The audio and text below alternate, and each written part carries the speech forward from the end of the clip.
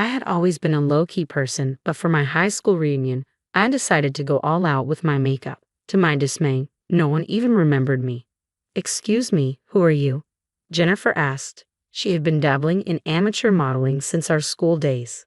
"Wow, you're so caked up I could even recognize you." Incredibly, Jennifer splashed her cup of water on my face. With my makeup ruined, I suddenly felt exposed, as if a spell had been broken. Just then, I heard murmurs from my classmates. "Wait, are you?" "Yes, I'm not the same person I used to be. My name is Sarah, a 20-year-old literature student at a private university. While many college girls are into fashion, I've never had an interest in it. I'm still that low-key person. People say you'll get into fashion in college, but that never happened to me. Even now, I look the same as I did in high school. I only tuck my hair behind my ears when eating. Otherwise, my face remains mostly hidden, and that's fine by me. Being inconspicuous, almost like air, suits me perfectly. I've loved reading since I was a kid. In elementary school, while everyone else ran to the playground, I headed to the library. I can't remember if I loved books first or if I went to the library to fill a lonely void. But I definitely love reading. Inside books, there's a world that I don't know about. Books add color to my otherwise monotonous life.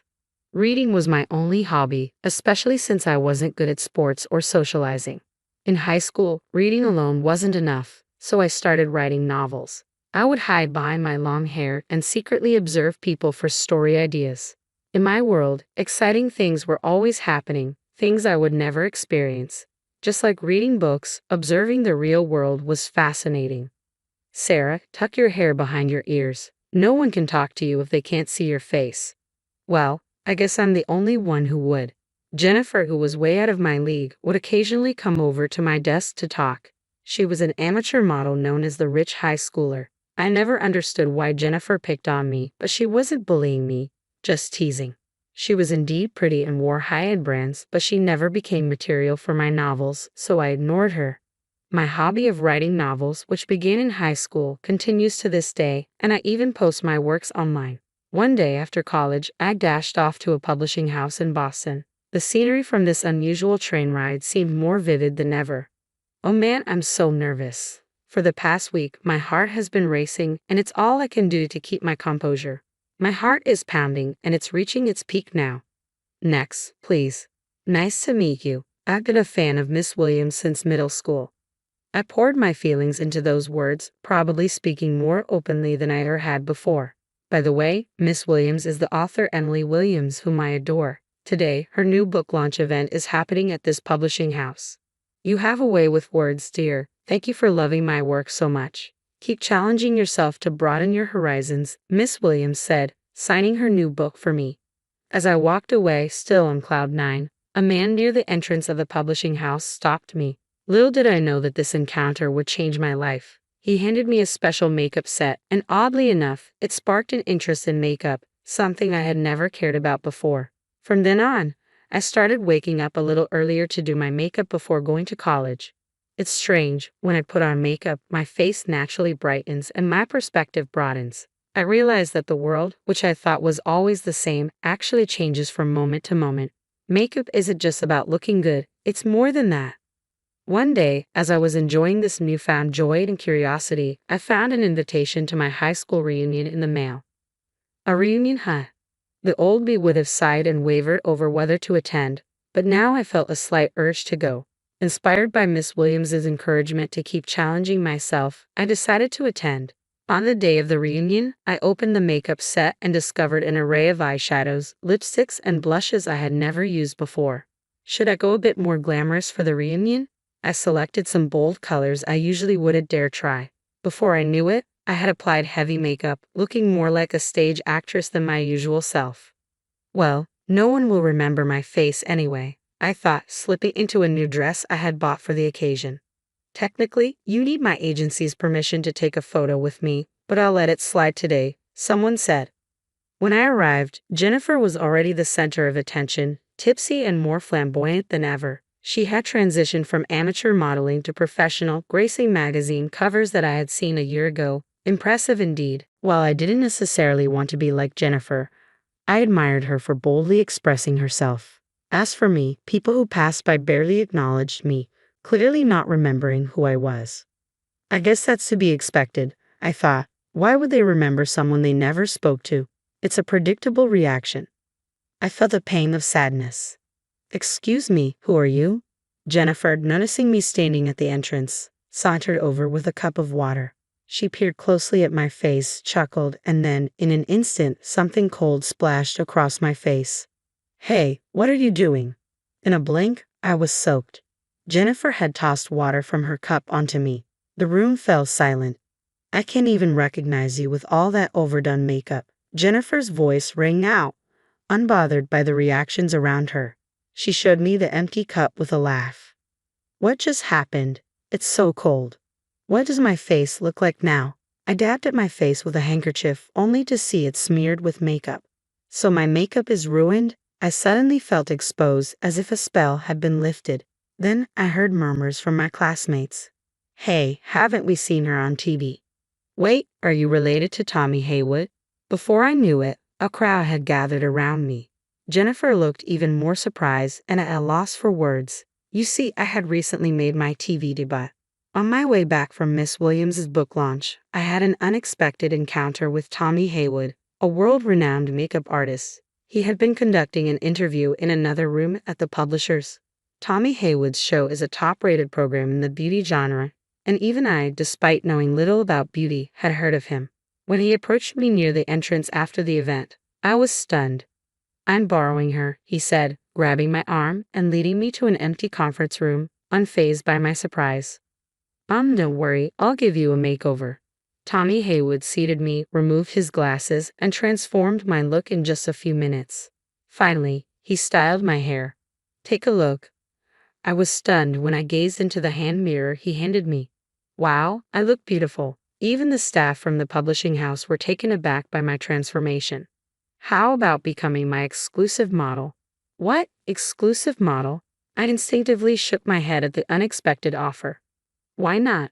Meeting you here today is fate. I'm so proud of how stunning you look with my makeup. Let's inspire women around the world together. I was grateful for the incredible makeover and thrilled to meet someone so renowned, but the idea of standing out made me uneasy. I've always lived my life avoiding the spotlight and I'm comfortable that way. Sensing my hesitation, Tommy Haywood slowly shook his head.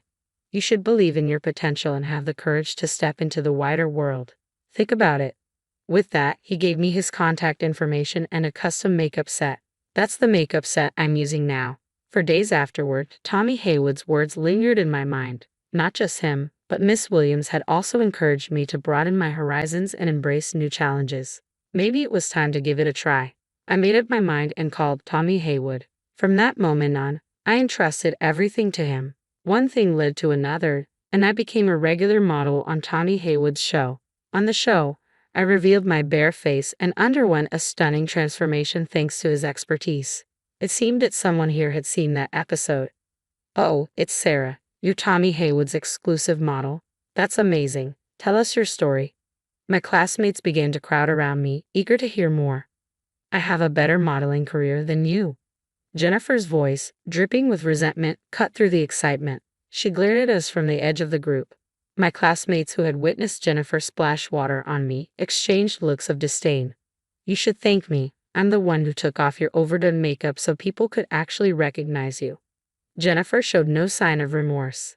That's when Robert, the class heartthrob, stepped in front of her, brandishing his phone.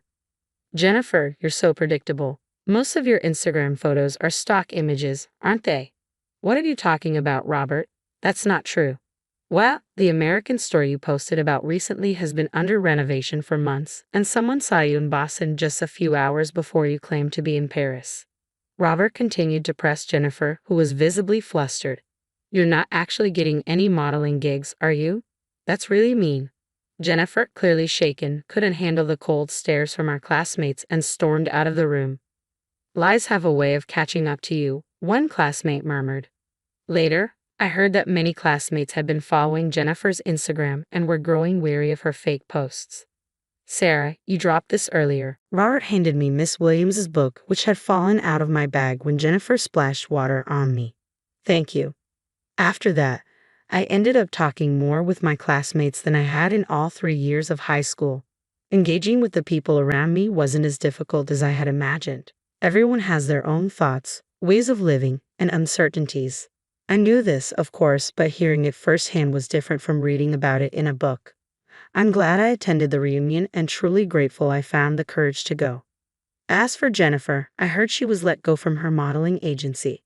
A video of her splashing water on me at the reunion had gone viral, leading to a public backlash. Social media can be unforgiving. While I questioned the person who posted the video, I hope Jennifer learns to live authentically and without deception.